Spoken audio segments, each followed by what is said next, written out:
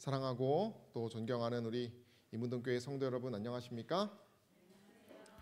저는 오늘 마지막 광야 생활에 나타난 음행과 심판을 통한 교훈이라는 제목으로 함께 민수기서에 나타난 또 성경 이야기를 나누고자 합니다. 말씀드리기 전에 저희 청년들이 성도님들의 기도와 또 후원 덕분에 잘 다녀왔습니다. 여름 수련회를 홍천으로 다녀왔는데요.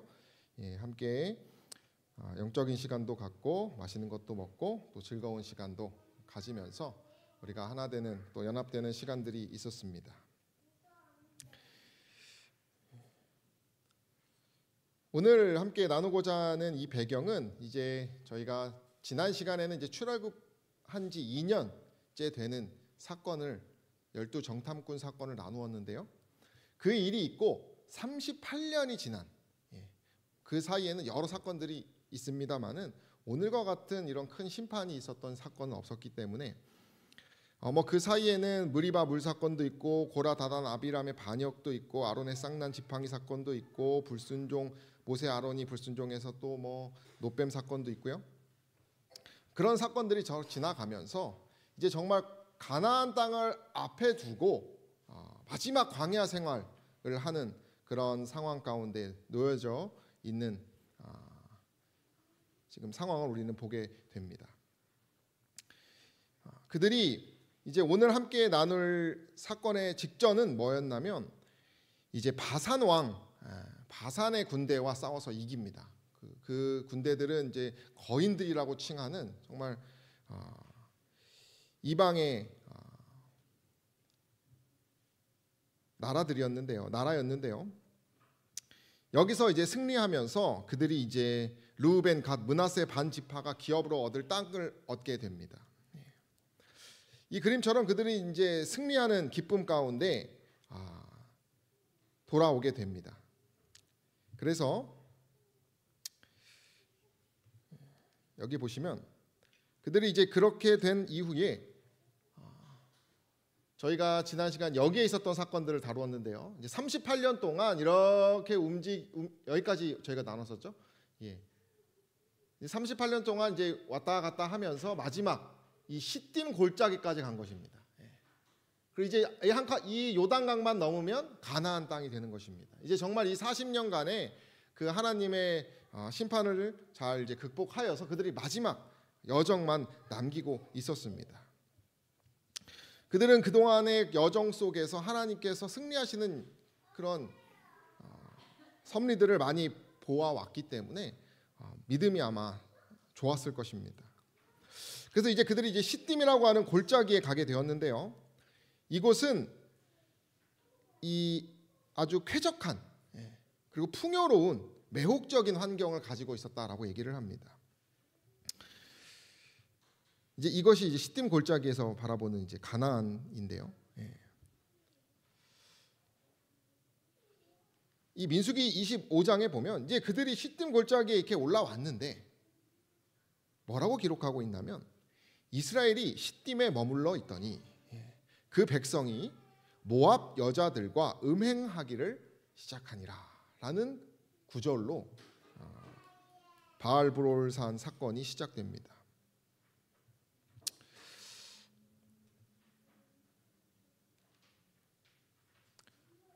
호세아서에는 그들에 대하여 이렇게 얘기합니다. 바알볼에 가서 부끄러운 우상에게 몸을 드림으로 저희의 사랑하는 우상같이 가증하여졌도다. 그들이 이 몸을 드리고 몸을 팔고 우상을 사랑함으로 가증한 일을 벌였다라고 하는 큰 사건을 기록하고 있습니다. 출애굽 이후에 대규모 심판이 있다면 이때입니다. 이때 약 2만 4천 명 정도가 죽임을 당합니다. 금송아지 사건에서는 한 3천 명 정도가 죽었는데 이때는 2만 4천 명 정도가 죽는 가장 큰 사건이 이루어집니다. 그들이 그런 참 어떻게 보면 안타까운 상황입니다. 그죠? 그렇게 역사적으로도 그 하나님의 섭리로 승리하면서 정 마지막도 그 약속의 땅까지 지배했음에도 불구하고 그들이 갑자기 이제 음행했다라고 하는 기록입니다. 이 바알브올에 대해서 제가 좀 알아보니까 대표적인 외국의 기독교 사이트가 있어요. 거기 이제 여러 주제들을 이제 검색하면은 답이 나오는데 여기 보면 이렇게 얘기합니다. 부올과 바알브올은 모두 이스라엘이 성적 음란과 우상 숭배에 빠졌던 그 장소와 그 우상을 가리키는 말로 사용된다라고 합니다. 그들의 음행은 성적인 음란 그리고 우상 숭배라고 기록합니다. 그래서 이 바알브올 사건이 하나의 상징이라고 말합니다. 성경에서는 반복될 타락의 원형이라고 기록합니다. 우리가 고린도 교회도 그들이 음행과 우상 숭배로 타락했다라는 사실을 우리가 전에도 배웠었는데요. 고린도전서에도 역시 이 바알브올의 사건이 기록되어 있어요. 우리는 그들과 같이 음행하지 말자 그들이 하루에 23,000명이 죽었다. 이 여기선 23,000이라고 하는데요. 이게 이제 우리는 이 사건, 오늘 나눌 사건이라는 것을 알게 되는 것입니다. 이 이방이 가지고 있는 이방 종교는 이런 성적인 음란을 늘 포함하고 있습니다. 제가 이 오늘날의 이 종교가 성적인 음란을 무엇을 가지고 있는가 이렇게 좀 알아보니까요. 한 글을 좀 찾게 되었습니다. 이제 이 크레머라고 하는 분이 그 이제 이방 종교들이 가진 그런 특징에 대해서 얘기를 하는데 그 이런 개념이 있어요. 그 이방 신은 너희는 노예 상태에서 자유롭게 될 것이다. 그리고 너희가 참으로 자유롭다는 표시로 너희는 의식에서 벌거벗을 것이다. 그리고 너희는 춤추고 노래하며 잔치하고 음악을 만들고 사랑할 것이다. 모두 나를 찬미하며 나의 예배는 기뻐하는 마음 안에서 이루어져야 한다. 보라, 모든 사랑과 즐거움의 행위가 곧 나의 의식이 되리라. 라고 하는 이런 사상을 갖고 있다는 것입니다. 이방 신의 개념이. 그래서 이런 성적인 친밀감을 통해서 이 어떤 창조의 원초적인 순간이라고 이렇게 그들은 이제 생각하는 것이. 그래서 그 자유로움이 이 어떤 음란한 행위로 이렇게 이어지는 것입니다. 그래서 음과 양이 결합되면서 뭔가 그런 에로틱한 결합에 의해서 뭔가 이 우주가 막 이렇게 우주의 에너지 같은 느낌으로 이방 신들이 이야기하고 있다는 거예요. 이건 지금 오늘날 있는 종교를 하나 얘기하고 있는 것이에요. 위카라고 하는 종교입니다. 그 글에 보면 이렇게 말합니다. 성적인 몸은 종교적 실천의 장소다. 신성과 살과 살, 심장과 심장으로 만나는 자리가 그렇게 음행을 이렇게 포장하고 있다는 것입니다. 그리고 또 하나의 특징이 뭐냐면 성적 소수자와 그 잘못된 성행위들, 부부간을 넘어서는 그런 것에 대해서 아주 수용적인 그런 걸 이제 포함하고 있다는 것입니다.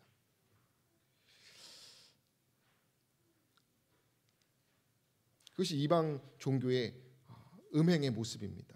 이제 이것은 무엇이냐면 브라질 카니발에 있는 그런 모습이에요. 그 당시에도 이 민수기 25장의 당시에도 그들이 노래와 춤과 이교 축제의 아름다움에 현혹되었다 그랬습니다. 이스라엘 백성들이. 여기를 보면 이 다산과 풍요 어떤 그런 성적인 또 뭐 그런 신들을 이렇게 축제에 드리고도 하는데요. 여기 역시도 이 어떤 동성애 이런 것들에 대해서 편견을 버리라. 우린 사랑을 이겨낼 것이다. 이러한 또 문구를 가지면서 같이 축제를 벌이는 그런 모습을 우리는 보게 됩니다. 영원한 악은 없습니다. 당신의 도덕은 지옥으로 보내주세요. 하면서 이 도덕적인 것을 다 버리는. 그러니까 이 교회 이 종교라고 하는 것이 오늘날까지 그러한 정신을 가지고 있다라고 하는 것입니다. 이러한 개념에 대해서 계시록은 무엇입니까? 미래의 거울과 같은 것입니다. 이 계시록에 기록된 악은 우리가 앞으로 겪을 수밖에 없는 그런 일들을 포함하고 있는데요. 발람이 그들이 왜 이 행음하고 음행하게 되었나? 이스라엘 백성들이. 발람이 발락을 가르쳐 이스라엘 앞에 걸림돌을 놓아 우상의 제물을 먹게 하고 음행하게 했다라고 계시록은 기록하고 있습니다.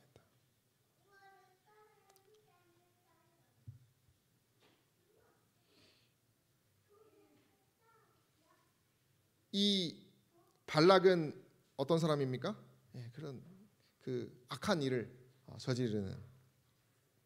그래서 그러한 설계를 만들었다는 것입니다. 그들을 충동할 수 있게. 그들은 결국 거기서 어떤 배교를 하냐면 여인들과 성적인 관계를 갖고 해야 되고요. 그래서 경계가 무너지고요. 그 다음 그 여인들의 초대를 받아서 이방신들에게 제사를 드내고요. 그런 다음에 결국 이방신들에게 절하는 그런 여정까지 그들이 이어지게 된다는 것입니다.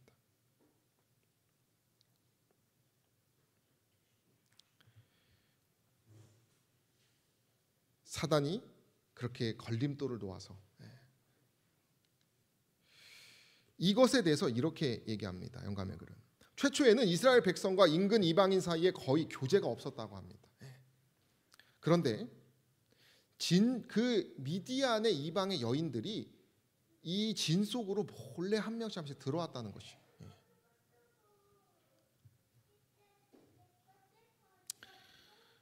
이 여인들의 목적은 히브리인과 교제하여 그들로 하나님의 율법을 범하게 유혹하고 이교의 의식과 습관에 흥미를 끌게 하여 그들을 우상 숭배에 끌어들이는 것이었다. 이것이 이제 발람의 그 계략에 넘어간 것입니다. 그들이 어디에 이렇게 숨었냐면 우정이라고 하는 어떤 그런 좋은 모습으로 포장하여서 지도자들까지 의심하지 않게. 그래서 결국 이 음행은요 지도자들부터 먼저 넘어갔다고 그렇게 얘기를 해요. 그러면서 이제 단체적으로 죄를 짓는 비밀리에 준비되었다 이렇게 얘기합니다. 결국 이것이 이 전염병처럼 퍼졌다 그랬습니다. 여러분 우리가 잘 생각해야 됩니다. 그들이 그 직전까지만 해도 하나님의 승리를 보면서 땅을 정복하면서 하나님의 섭리를 계속 경험했던 사람들인데 이렇게 한순간에 뭐 하는 것입니까? 타락했다는 것을 기억해야 합니다.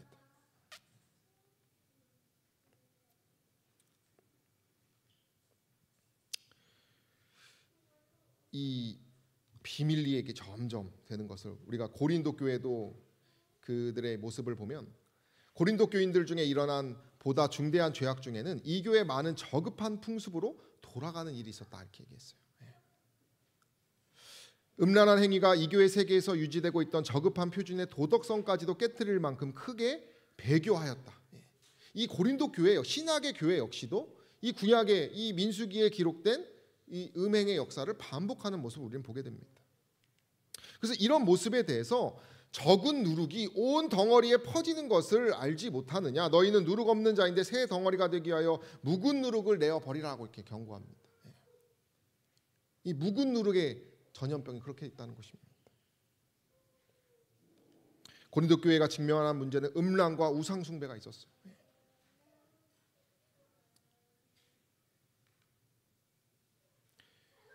계시록에는 이렇게 기록합니다. 개들과 술객들과 행음자들과 살인자들과 우상 숭배자들과 및 거짓말을 좋아하며 지어내는 자들마다 성 밖에 있으리라.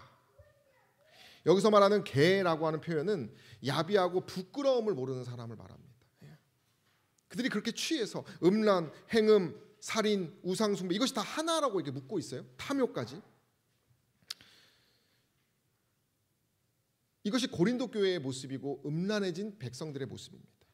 그리고 여기 보면 고린도서 5장 2절에 보면 그리하고도 너희가 오히려 교만하여졌다라고 표현하고 있는데 이 교만의 이유는 그들이 재산이 있었기 때문이라고 얘기합니다. 그러니까 여러분 우리가 알아야 될 게 이 고린도 교회의 음행은 그런 어떤 성적인 문란을 이야기하는 것뿐만이 아니라 이 성적인 문란은 반드시 재물에 대한 욕심 그것을 함께 수반하고 있다 그랬어요. 그러니까 내가 이 돈에 대해서 하나님보다 더 사랑하는 마음과 집착이 강하면 강할수록 그건 뭐와 같은 것이에요? 우상 숭배하는 것과 같은 것이고 음행하는 것과 같은 것이라는 것이죠. 그들이 그러한 정신으로 예배를 드렸을 것이고 그러한 정신을 버리지 못하고 하나님의 축제에 참여했을 것이에요. 그래서 바울은 너희 중에 심지어 음행이 있다 함을 들으니 그래서 이 너희는 뭐냐면 지도자들과 백성들을 말하는 것이에요. 이 음행은 포르네아라는 뜻이죠. 이것이 오늘날 포르노라고 하는 것이. 많은 이들이 이 포르노에 중독되어 있습니다. 그리고 또 이 돈에 중독되어 있어요. 영감의 글은 이렇게 얘기합니다. 고린도 교회에 보낸 사도의 경고의 말은 각 시대에 모두 적용되나 특히 우리 시대에 적용된다고 경고하고 있습니다. 그가 의미하는 우상 숭배는 신상을 숭배하는 것만이 아니요 자신을 섬기는 것, 안일에 대한 사랑, 식욕과 정욕의 만족이라 그랬어요.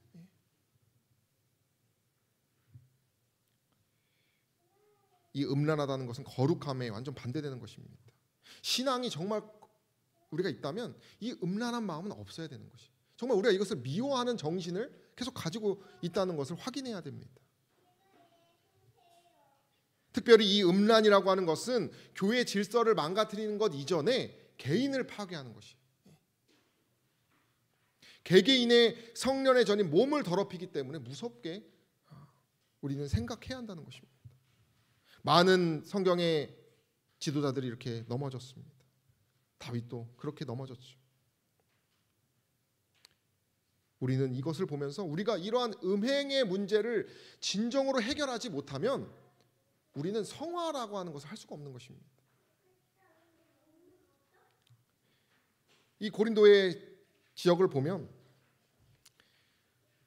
이 신전에서 그런 음행이, 이 교회 음행이 이렇게 발생되면서 저녁 되면 이 음행을 했던 사람들이 우르르 어디 나오면 이 시장으로 나옵니다. 그럼 이 시장엔 다 누가 있어요? 많은 일상의 사람들이 있을 것이에요. 그리고 거기서 뭐 돈도 거래할 것이고 여러 이야기들을 할 것입니다. 또 오락도 많이 했을 것이에요. 그런 것들이 점점 퍼져 나가는 것입니다. 이건 아스타르테라고 하는 이방 신인데요. 그 당시에 사랑과 성, 다산을 상징하는 이제 신이라고 이렇게 표현합니다. 기원전 한 1700년 전 이제 유물로 이렇게 밑에 보니까 장신구들을, 요 신에 관련된 장신구들을 이렇게 탐사로 확보했다라는 기록을 찾아서 제가 좀 가지고 왔는데요. 영감의 글에 보면 주신 바알의 예배에서 비열하고 간악한 장면이 있어서 그러한 것으로 인해서 백성들에게 부패한 가마가 미쳐졌다라고 얘기를 하고 있습니다. 당시에는 그 예배가 축제였어요. 축제. 브라질 카니발 하면 뭐 몇백만 명이 가서 본다고 하죠. 저도 뭐 유튜브를 좀 보니까 너무 재밌어 보여요. 그러니까 그들의 어떤 하나의 오락은 이런 어떤 이교 축제 같은 것이었습니다. 너무 재미있는 것들이에요. 문화였습니다. 그 일종의. 그들이 안일하고 나태한 생활이 저들의 생활을 문란하게 했다 그랬어요. 그 시틴 골짜기에 있을 때 그들이 머물러 있었다라고 성경은 기록하고 있는데 그것이 뭐냐면 그들이 약간 할 일이 없었다 그랬어요. 승리한 이후에 약간 이제 평안한 상태인 것입니다. 다윗이 옥상에 어떤 교수님들은 시편을 잘 쓰고 올라갔다고 이렇게 표현해요. 열심히 일을 하고 이제 편안하게 이제 마음 놓고 있을 때 뭐가 들어오는 것입니까? 사단이 그를 공격하고 들어오는 것이.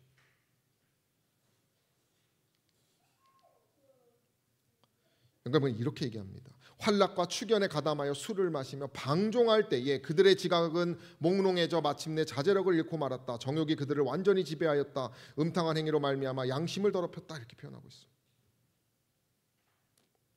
너무나 많은 백성이 범죄했다고 이렇게 얘기합니다. 그래서 영감의 글은 이렇게 표현합니다.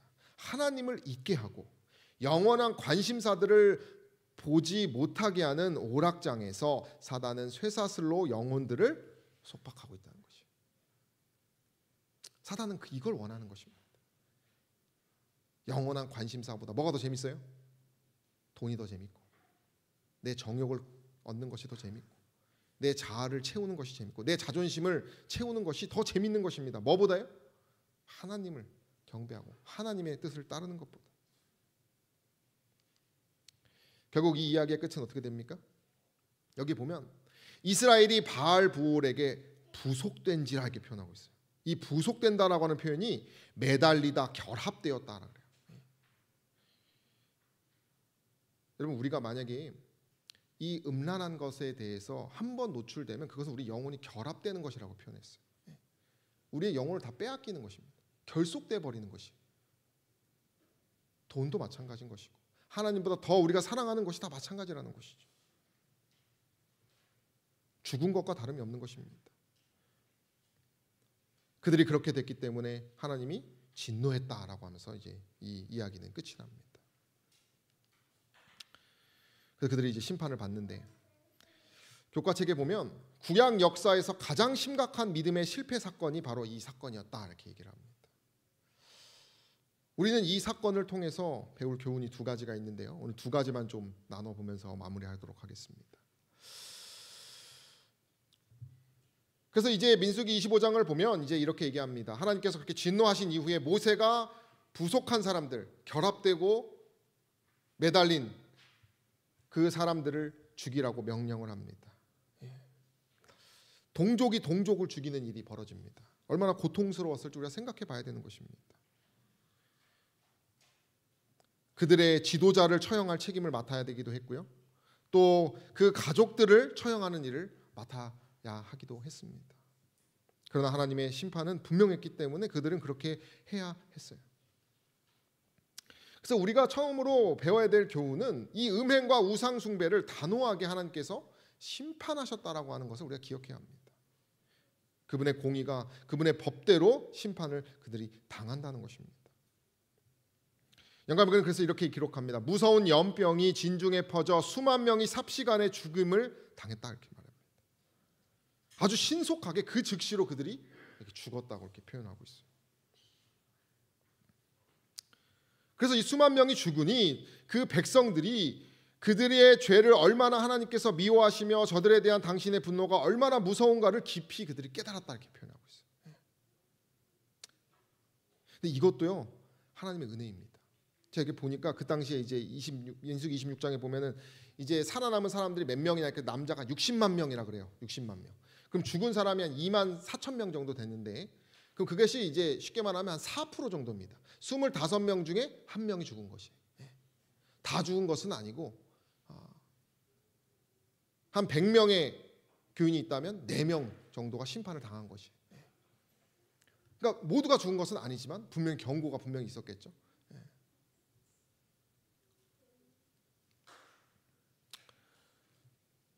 바울도 반드시 이렇게 얘기를 합니다. 불의한 자가 하나님 나라를 유업으로 받지 못한다고 분명히 얘기합니다. 하나님의 나라를 유업으로 받지 못한다라고 계속 기록하고 있습니다. 그것의 특징은 뭐냐면 미혹을 받는 사람인데 음란한 자나 우상 숭배하는 자나 간음하는 자나 탐색하는 사람이라고 표현하고 있어요. 우상 숭배와 성적 부도덕이 큰 문제라는 것입니다. 골로새서 역시 똑같이 표현하고 있어. 땅에 있는 지체를 죽이라 곧 음란과 부정과 사욕과 악한 정욕과 탐심이라 그랬어요. 이것이 우상 숭배라 그랬습니다. 하나님께서 이것을 분명히 심판하신다는 걸 기억해야 돼요. 의무에 대한 각성이 자기 성미에 맞지 않다고 해서 이를 고의적으로 짓밟아버리면 안 된다고 말합니다. 거룩한 진리의 기별이 개척되고 멸시받으면 안 된다라고 영감의 글은 얘기하고 있습니다. 왜냐하면 그렇게 되면 능력을 다 잃어버리고 교회가 흑암에 쌓이고 결국에는 다 완악하여지기 때문에 반드시 심판이 있어야 된다는 것이죠. 이것에 대해서는 우리가 타협할 수가 없는 것입니다. 우리가 오늘 눈물을 흘리면서 이것을 걷어내지 않으면 내일 우리는 피눈물을 흘리게 돼 있어요.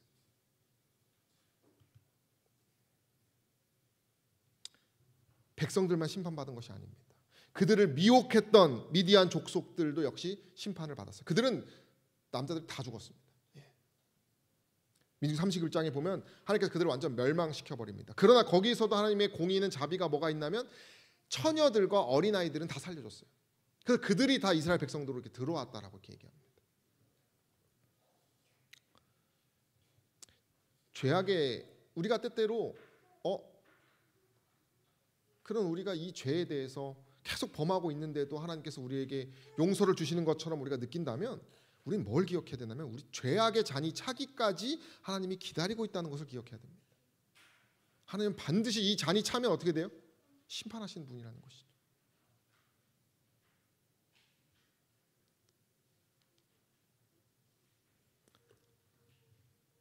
하나님의 심판은 분명합니다. 이스라엘이 벳볼에서 범한 죄는 하나님의 형벌을 온 이스라엘 민족에게 내리게 하셨으나 지금은 그와 동일한 죄라 할지라도 신속히 형벌을 받지 않는다. 그러나 그 죄는 분명히 보응을 받을 것이다. 이렇게 했어요. 누구든지 하나님의 성전을 더럽히면 이 성전이 무엇입니까? 우리의 몸이에요. 우리의 마음입니다. 그렇게 더럽히면 우리의 몸은 하나님 것이기 때문에 결국 그 더럽힌 자는 어떻게 돼요? 멸한다는 것, 이 심판을 받는다는 것을 여러분들이 기억해야 합니다. 그래서 이 심판에 대해서 우리는 뭘 기억해야 되냐면 이 율법의 공의성, 결국은 이 법을 범하면 죽는다라고 하는 것을 통해서 갈라디아서는 이렇게 표현합니다. 우리 함께 읽을까요? 이같이 시작. 이같이 율법이 우리를 그리스도께로 인도하는 초등교사가 되어 우리로 하여금 믿음으로 말미암아 의롭다함을 얻게 하려 함이라. 믿음이 온 후로는 우리가 초등교사 아래에 있지 아니하리라. 여러분, 우리가 우리의 힘으로 이기는 것이 너무 어렵습니다만은 우리의 이 율법을 통해서 우리의 죄를 비춰봤을 때 우리의 그 더러움이 느껴지면 우리가 그걸 느끼는 사람들은 뭐 할 수 있다는 것이에요? 그리스도께로 나아갈 수 있는 힘을 얻게 된다는 것입니다. 우리 이것을 믿어야 된다는 것이. 그래서 우리가 그 그리스도를 믿음으로 이 율법을 범하는 것에서 지킬 수 있는 사람으로 된다는 것이죠. 이 율법의 공의성을 분명히 나타내시는 이 하나님의 심판을 기억하는 저 여러분 되시기를 간절히 소망합니다.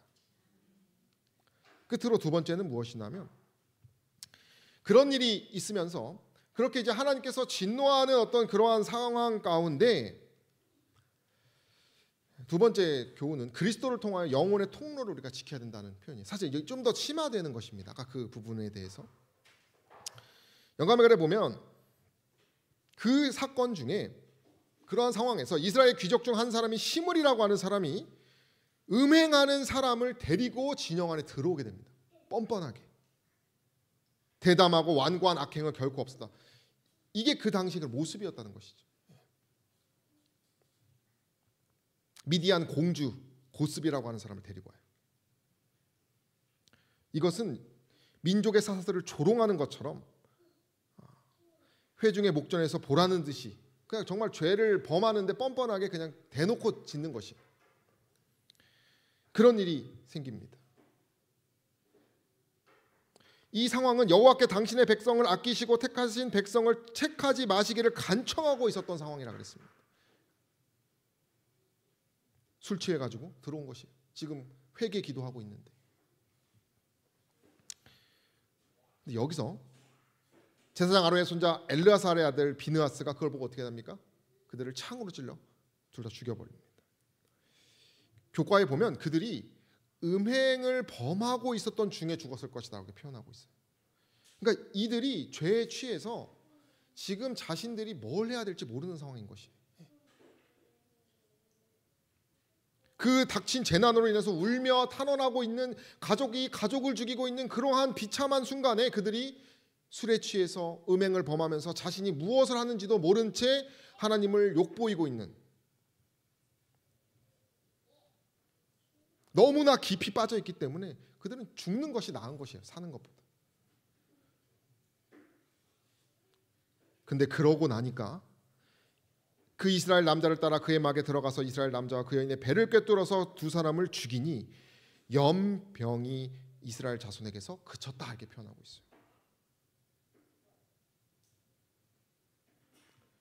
주석은 이렇게 표현합니다. 하나님의 이름을 위한 그의 열심은 그리스도의 적절한 표상이었다. 이때 우리는 그리스도의 모습을 보게 되는 것입니다. 하나님의 거룩함을 회복한 것이 누구예요? 이 제사장이에요. 그가 그 더러움을 그들을 죽임으로써 회복시킨 것입니다. 심판이 멈추고 은혜가 주어진 것입니다. 이것은 그리스도의 중보를 나타내는 것이에요. 그리스도께서 우리를 대신하여 하나님의 진노를 멈추게 그 삭슬 치르셨어요.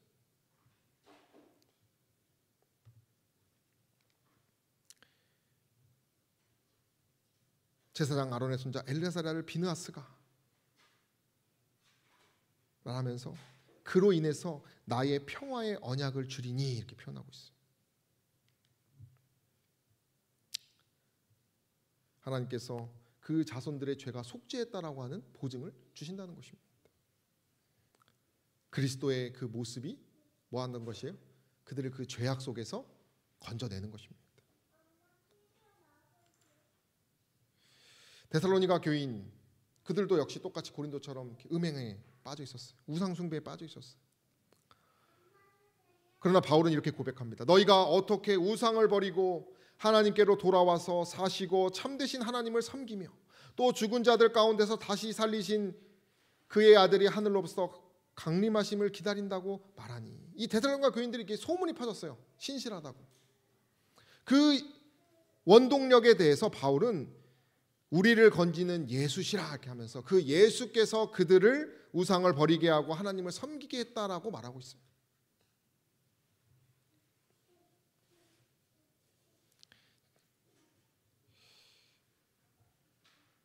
그리스도만이 우리를 뭐 할 수 있어요?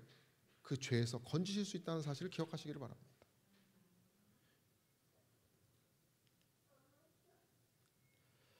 바울은 이렇게 말합니다. 세속적 욕망이 영적 열심을 이기지 못하게 하기 위하여 자신을 항상 엄격히 경계해야 할 필요를 깨달았다 그랬어요. 바울조차도. 나는 몸을 쳐 복종한다 그러지 않았습니까? 그는 전력을 다했다 그랬어요. 전력을 다했어요. 타고난 성벽과 싸우기를 계속하였다. 누구는 식욕이 타고나서 이렇게 죄를 범할 수 있고, 누구는 정욕일 수도 있고, 누구는 명욕일 수도 있고, 누구는 무욕일 수도 있고, 그러나 사실 그건 다 엮여 있다고 이렇게 표현하잖아요. 어쨌든 우리는 다 연약하기 때문에 무언가 우리의 큰 약점들이 있어요. 그 사단은 그걸 알기 때문에 우리의 여정 곳곳에 그걸 심어놓는 것입니다. 그러면서 약간 속여버리는 것이에요. 너 하나님 일을 잘하고 있잖아. 이거 해도 돼. 뭐 나 정도면 괜찮지. 그리고 더 이상 성화되려고 하는 바람이 없는 것이에요. 지금 만족하면서 세속적 욕망이나 그 음행이나 우상숭배로 빠져버리는 것을 바울은 경계했다라고 말하고 있는 것이죠. 언제나 그는 그의 앞에 도달해야 할 이상을 간직하여 그는 계속 앞을 보면서 성장하기를 바랬어요.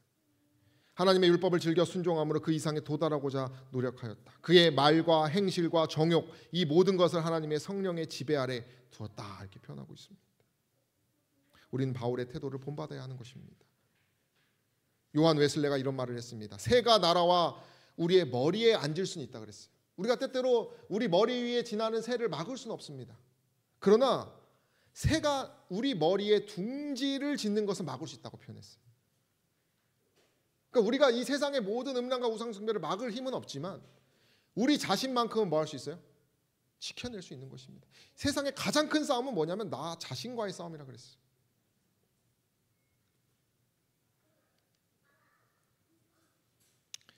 제가 아침 묵상을 오늘 하는데 이 말씀이 저에게 너무 힘이 됐습니다. 하나님의 의를 모르고 자기 의를 세우려고 힘써 하나님의 의에 복종하지 아니하였느리라. 그리스도는 모든 믿는 자에게 의를 이루기 위하여 율법의 마침이 되시니라. 우리가 율법을 지키기 위해서 노력하지만 결국 율법의 마침은 누가 하셔요? 그리스도가 하신다는 것입니다. 육신을 쫓지 않고 그 영을 쫓아 행하는 우리에게 율법의 요구를 이루어지게 하려 하십니다. 우리가 이 율법의 마침이 되는 그리스도의 영을 쫓으면 뭐 한다는 것이에요? 율법의 요구를 이루어지게 하신다는 것입니다. 우리가 이길 수 없는 그 성벽을 그리스도의 영이 우리에 임하셔서 뭐 하신다는 것이에요? 승리하게 하신다는 것이에요. 우리는 우리의 영혼의 통로를 지켜내야 합니다. 누구를 통해서 지켜내야 됩니까? 그리스도라는 사실을 기억하시기를 바랍니다. 우리 함께 읽어볼까요? 아직도 시작. 아직도 우리는 유혹을 물리치기 위하여 해야 할 일이 있다. 사단의 계책에 빠지지 않으려면 영혼의 통로를 잘 지켜야 한다. 불순한 생각을 일으키는 것들을 읽거나 보거나 듣는 일을 피해야 한다. 영혼의 대적이 암시하는 모든 문제에 닥치는 대로 빠져들지 않도록 마음을 방심하지 말 것이다. 기억하시기를 바랍니다. 제 큰애가 갑자기 꿈이 제가 오늘 알았는데 아이돌이 되는 것이래요. 제가 그걸 어디서 이렇게 배웠나 했더니 유치원에서 이제 직업 탐방하는 그런 거기를 간 거예요. 근데 거기에 이제 아이돌 코너가 있었던 것이죠. 아마 화려하고 아이들 눈에 쏙 들어오게 하지 않았겠습니까? 그래서 이제 그 아이돌에 대해서 이게 푹 빠진 것이. 근데 제가 그 마음이 좋은 것이 아니라 불안한 것입니다. 제 마음. 아마 아이들을 키워보신 분들은 그런 과정을 다 겪으셨기 때문에 제 이 애송이 같은 마음을 아시겠지만은 이제부터 시작됐구나. 영적인 싸움이 시작됐구나. 제가 이런 생각이 들었어요. 사단은 어린아이뿐만 아니라 노인에 이르기까지 계책을 다 만들어 놓고 그 타고난 성벽을 통해서 하나님을 떠나게 하는 덫을 놓고 있다는 것이죠.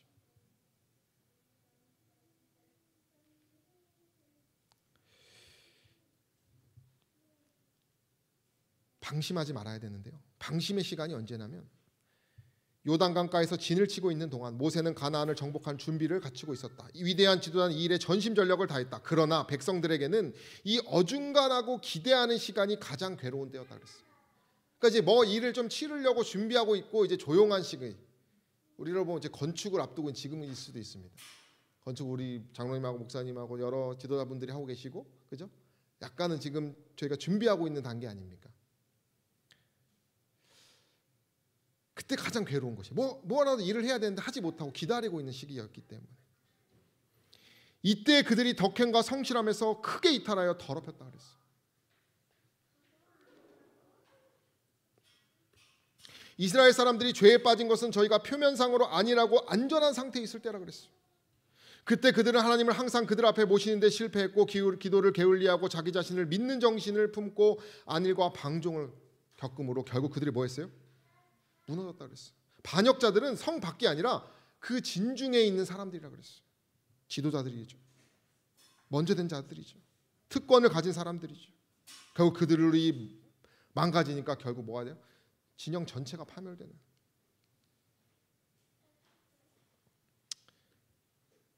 바울은 그래서요 끊임없이 마음을 살폈습니다. 우리 함께 읽어볼까요? 바울은 시작.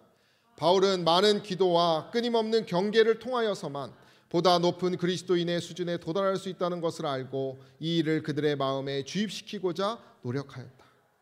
그러나 그는 또한 십자가에 못 박히신 그리스도 안에서 그들이 영혼을 회개시키기에 족한 능력을 얻고 모든 죄악의 유혹을 물리치기에 적합한 자들이 될 수 있음을 알았다. 이 영의 싸움에 승리한 바울의 발자취를 따라가는 저 여러분 되시기를 간절히 소망합니다. 우리가 정말 그것만이 우리의 영적인 힘을 가질 수 있다는 걸 기억하시기를 바랍니다. 저희가 청년들하고 이번에 가서 뭘 좀 했냐면 암송하는 시간을 좀 가졌어요. 그리고 요 그림처럼 이렇게 세 가지 카드를 만들어서 뭐 많이들 해보셨죠? 2개는 내가 갖고 하나는 남에게 선물해 주자. 그리고 요 카드의 문구들은 저희가 지금 하기하기라고 해서 생애의 빛을 계속 읽고 있는데 거기에 있는 중요한 교훈들을 문장을 제가 다 채집을 해서 그걸 다 가지고 왔어요. 그래서 자기가 마음에 쏙 드는 것을 수십 개 중에 하나 골라서 3개를 골라서 왜 내가 이걸 골랐는지 왜 이걸 선물해 주고 싶은지를 좀 나누었습니다. 그리고 또 뭘 했냐면 제가 이렇게 보니까 차에서 오고 갈 때가 이제 참 중요해요. 2시간 정도 이렇게 맨날 오고 가니까요. 그때 방심하지 않기 위해서 이때 뭘 했냐면 차량에서 암송하는 것을 좀 했어요. 간단한 문장, 이렇게 문장. 이 차에는 이렇게 청년들이 이렇게 다 타고 있었는데요. 그래서 제가 이렇게 연락을 막 하면서 이제 퀴즈 시간이라고 하면서 이렇게 실시간으로 하면서 그저 그 마음을 암송하는 것, 그것을 우리가 좀 하기 위해서 노력을 하였습니다. 우리가 말씀 묵상할 때 그 아침의 말씀 묵상이 하루의 힘이 분명히 됩니다. 그래서 그 말씀을 묵상하고 있으면은 내가 의무를 다하기 싫거나 뭔가 내 마음이 약해질 때 우리 마음에 힘을 얻는 경험들을 아마 하고 계실 것이에요. 저 여러분들은 끊임없이 경계하고 전력 투구하여서 뭐 해야 됩니까? 이 우상 숭배와 음행의 늪으로부터 우리를 건져내야 한다는 것입니다. 바울이요 이렇게 표현합니다. 바울은 고린도에서 어느 정도 성공을 거두었으나 그 부패한 도시에서 그가 보고 들은 사악함은 그를 거의 낙담케 하였다 그랬어요. 그가 이방인 중에서 목격한 부패와 유대인들에게서 받은 멸시와 모욕은 그에게 큰 정신적 고통을 일으켰다 그랬어요. 여러분 바울은 지금 그래도 하나님 안에서 승리한 사람이에요. 그러나 그 대다수의 사람들은 이렇게 다 지금 타락해 있던 상황이었습니다.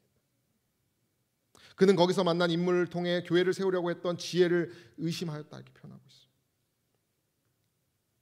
이러한 큰 시험 앞에 낙담 앞에 그가 어떻게 했냐면 바울이 그 도시를 떠나 더욱 유망한 일터로 가려고 계획하고 자신의 의무를 깨닫고자 열렬히 간구할 때 주께서 계시 중에 나타나셨다 이렇게 표현하고 있습니다.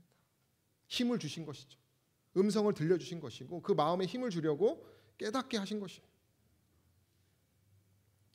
그래서 그가 그 간구하는 가운데 힘을 얻어서 열심과 인내로 계속 일했다 이렇게 표현하고 있어요. 이 정신이 저와 여러분들이 가져야 될 정신임을 기억하시게 되기를 간절히 소망합니다. 사랑하는 성도 여러분, 오늘 저희는 구약에 나타난 큰 배도의 이야기를 함께 나누었습니다. 먼 이야기가 아니라 우리의 삶의 이야기일 수도 있고 그 백성들의 죄가 우리의 죄일 수도 있어요. 중요한 것은 우리가 그 죄라고 하는 것을 깨달았다면 우리는 뭐 해야 돼요? 즉시 그리스도에게로 나아가야 된다는 것입니다. 하나님의 그 심판 앞에 우리가 두려움을 가지고 율법의 마침이 되시는 그리스도 앞으로 나아가야 한다는 것입니다. 그렇게 하여 우리가 매일 매순간을 어제의 죄를 하나님 앞에 내려놓고 오늘 우리가 승리하고 내일을 더 발전할 수 있도록 경주하는 것이 저와 여러분들의 삶의 목적이요 하나님의 바람이라는 것을 기억하시게 되기를 간절히 소망합니다. 죄는 정말 저희를 집어삼키기 위하여 끊임없이 노력을 하고 있습니다. 굳이 말하지 않아도 여러분들도 잘 느끼고 계실 것입니다. 그러나 우리가 함께 힘을 합쳐서 이렇게 함께 모여서 말씀을 듣고 기도하며 그 말씀을 우리의 마음에 새기고 살아가면 우리는 승리할 것이라고 확신합니다. 그런 승리하는 저 여러분 되시기를 간절히 바라며 말씀을 마치겠습니다.